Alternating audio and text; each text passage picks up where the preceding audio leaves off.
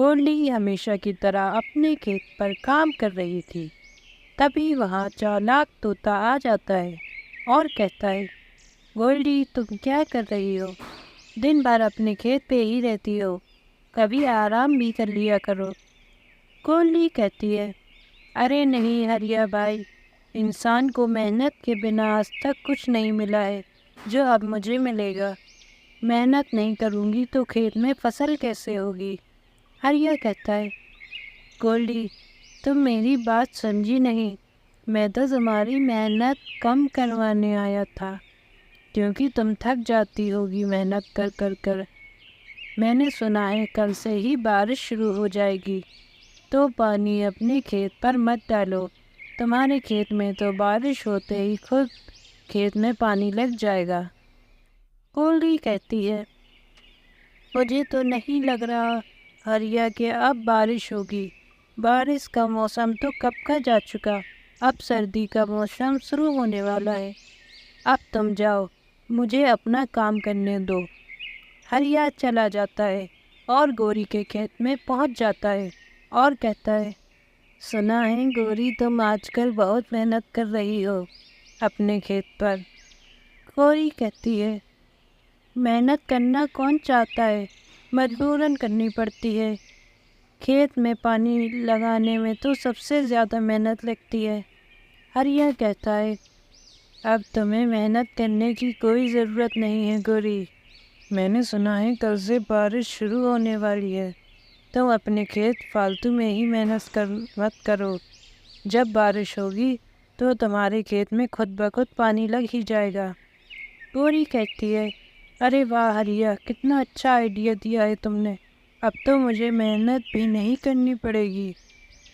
گوری ہریا کی بات مان لیتی ہے۔ وہی 1 مہینے بعد گولڈی کے کھیت میں ہری ہری فصل تیار ہو گئی تھی۔ گولڈی کہتی ہے، اچھا ہوا میں نے ہریا کی بات نہیں مانی اور اپنی محنت کرتی رہی، اگر اس کی بات مانتی تو آج یہ فصل نہ ہوتی۔ وہیں گوری کی تو فصل ہی نہیں نکلی تھی۔ گوری کہتی ہے، کاش میں نے اس طوطے کی بات نہ مانی ہوتی تو آج میری بھی فصل ہوتی۔ بڑے لوگ صحیح کہتے ہیں، ہر کسی کی ہر بات نہیں ماننی چاہیے۔ ہریا طوطا پہلی بار اس گاؤں میں آیا تھا۔ مٹھو کو راستہ نہیں پتا تھا تو وہ ایک پیڑ کے نیچے بیٹھ جاتا ہے۔ تبھی وہاں گوری آ جاتی ہے۔ گوری کہتی ہے، تم کون ہو؟ میں نے تمہیں پہلے کبھی یہاں نہیں دیکھا، تم اس گاؤں کے نہیں لگتے ہو۔ ہریا کہتا ہے، ہاں میں یہاں کا نہیں ہوں، میں راستہ بھول گیا ہوں، مجھے رہنے کے لیے جگہ چاہیے، کیا تم مجھے کوئی جگہ بتا سکتی ہو؟ گوری سوچتی ہے، یہ صحیح موقع ہے، اس طوطے کے پاس تو اس کا بیگ بھی ہے، ضرور اس بیگ میں پیسے ہوں گے، مجھے موقع کا فائدہ اٹھانا چاہیے۔ گوری کہتی ہے، ارے طوطے بھیا، تمہیں پریشان ہونے کی ضرورت نہیں ہے، تمہیں بالکل صحیح انسان ملا ہے، تم میرے گھر پر رک سکتے ہو، چلو میرے گھر پر چلو۔ ہریا کہتا ہے، پھر ٹھیک ہے، میں تمہارے گھر پر ہی چلتا ہوں۔ ہریا اور گوری کے گھر پہنچ جاتے ہیں۔ گوری کہتی ہے، تم آرام کر لو ہریا، کافی تھک گئے ہوگے۔ ہریا کہتا ہے، ہاں میں بہت تھک گیا ہوں، یہیں سو جاتا ہوں۔ پھر ہریا سو جاتا ہے۔ پھر گوری اس کا بیگ چھپا دیتی ہے۔ پھر جب ہریا اٹھتا ہے تو گوری سے کہتا ہے، ارے گوری، میرا بیگ یہاں رکھا تھا، کہاں گیا؟ گوری کہتی ہے، ارے یہ کیا کہہ رہے ہو ہریا بھیا، کون سا بیگ؟ یہاں تو کوئی بیگ نہیں تھا، مجھے لگتا ہے تم بیگ وہیں چھوڑ آئے ہو۔ ہریا بھاگا بھاگا وہاں پہنچ جاتا ہے اور اسے وہاں بیگ نہیں ملتا۔ تبھی وہاں گولڈی چڑیا آ جاتی ہے۔ گولڈی کہتی ہے، میں نے آپ کو پہلے یہاں نہیں دیکھا، آپ کون ہو؟ ہریا اس کو ساری بات بتاتا ہے۔ گولڈی پھر اس سے کہتی ہے، مجھے آپ کو دیکھ کر بہت دکھ ہو رہا ہے، آپ میرے گھر چلو۔ ہریا کو گولڈی سچی لگتی ہے تو وہ اس کے ساتھ اس کے گھر آ جاتا ہے۔ پھر ہریا کہتا ہے مجھے لگتا ہے اس کوئی نے ہی میرا بیگ چرایا ہے، لیکن مجھے کچھ پریشانی نہیں ہے۔ گولڈی کہتی ہے یہ آپ کیا کہہ رہے ہیں؟ آپ کا بیگ چر گیا ہے اور آپ کہہ رہے ہیں کہ کوئی پریشانی نہیں ہے۔ پھر ہریا بتاتا ہے میرے بیگ میں نے صرف کھانا سفر کے لیے رکھا تھا، اب تک تو وہ کھانا بھی خراب ہو گیا ہوگا۔ پھر دونوں ہنسنے لگتے ہیں۔ ایک بار گولڈی نیلو کے لیے جنگل سے پھل لائی تھی۔ گولڈی کہتی ہے نیلو آج میں تمہارے لیے پسند کے پھل لائی ہوں، اب تم انہیں جلدی سے کھا لو۔ نیلو کہتا ہے تھینک یو ممی، آپ بہت اچھی ہو۔ نیلو پھل کھانے لگتا ہے، تبھی نیلو کو سانپ دکھائی دیتا ہے۔ نیلو کہتا ہے سانپ سانپ، وہاں سانپ ہے۔ گوری کہتی ہے جلدی گھر سے باہر نکلو نیلو۔ پھر وہ دونوں ایک پیڑ کے نیچے بیٹھ جاتے ہیں۔ نیلو کہتا ہے یہ سانپ تو ہمارے گھر میں گھس گیا، اب ہم کہاں جائیں گے؟ گولڈی کہتی ہے پریشان مت ہو نیلو، ہم کالو کے گھر پر چلتے ہیں۔ پھر دونوں کالو کے گھر پہنچ جاتے ہیں۔ گولڈی کہتی ہے کالو ہمارے گھر میں سانپ گھس گیا ہے، ہمیں اپنے گھر میں رکنے کے لیے تھوڑا سی جگہ دے دو۔ کالو کہتا ہے چلو میرے گھر سے نکلو تم لوگ، کہیں وہ سانپ تمہارا پیچھا کرتے کرتے میرے گھر میں نہ آ جائے۔ کالو ان دونوں لوگ کو بھگا دیتا ہے۔ تب تک سانپ گولڈی کے گھر سے نکل کر کالو کے گھر میں گھس جاتا ہے۔ گولڈی اور نیلو اپنے گھر آ جاتے ہیں۔ دوسری اور کالو کے گھر میں سانپ دیکھ کر ڈر جاتا ہے اور گھر سے باہر نکل آتا ہے اور کہتا ہے اب میں کہاں جاؤں گا، میرے گھر میں تو سانپ گھس گیا ہے۔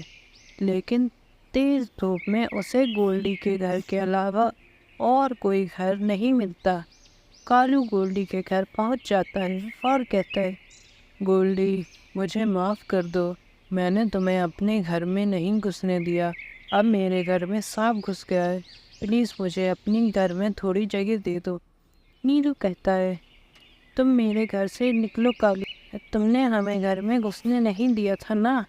گولڈی کہتی ہے ہم تمہارے جیسے نہیں ہیں کالو، جو کسی کو مدد دینے سے انکار کر دیں۔ تم میرے گھر میں رہ سکتے ہو پر ہمیشہ لوگوں کی مدد کیا کرو۔ گولڈی اور جیک پتی پتنی تھے۔ وہ لوگ ایک پرانے گھر میں رہتے تھے۔ جیک کالو کے کھیت میں کام کرتا تھا۔ کالو کہتا ہے اے جیک جلدی جلدی کام کر، تو بڑا آلسی ہو گیا ہے، بہت ہی دھیرے دھیرے کام کرتا ہے، چل اب جلدی سے ہاتھ چلا۔ جیک کہتا ہے کالو مالک میں کام تو کر رہا ہوں، اب وہاں آرام سے بیٹھ جائیے۔ کالو کہتا ہے مجھ سے زبان لڑاتا ہے، تیری اتنی ہمت، تیرا تو گیم بجانا پڑے گا۔ پھر کالو جیک کو پیٹنے لگتا ہے۔ جب شام کو جیک گھر لوٹتا ہے تو گولڈی اس سے کہتی ہے ارے جیک آپ کے پنکھ میں کیا ہوا، آپ کو زخم کیسے لگے؟ جیک کہتا ہے ارے کچھ نہیں، رہنے دو، مجھے بھوک لگی ہے، تم کھانا دے دو۔ گولڈی کہتی ہے نہیں جیک، مجھے پہلے یہ بتاؤ یہ تمہارے چوٹ کیسے لگی؟ پھر جیک گولڈی کو ساری بات بتاتا ہے، کیسے اس کو کالو نے مارا۔ پھر ایک دن کالو راستے میں جھاڑیوں پر پھنس جاتا ہے، تبھی وہاں سے گولڈی نکل رہی تھی۔